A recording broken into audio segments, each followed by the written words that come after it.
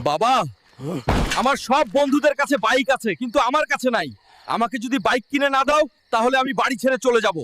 বাবা হিসেবে আমি খুব লজ্জিত। ছেলেকে এখনো বড় কিছু কিনে দিতে পারিনি। কি আর করব, জমি চাষ করে তো এত টাকা পাই না। স্যার, এই বাইকটার দাম কত?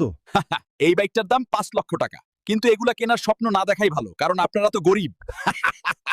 চেয়ারম্যান সাহেব, আমাকে আপনার এখানে একটা কুলির কাজ দিবেন? আমার টাকার খুব প্রয়োজন।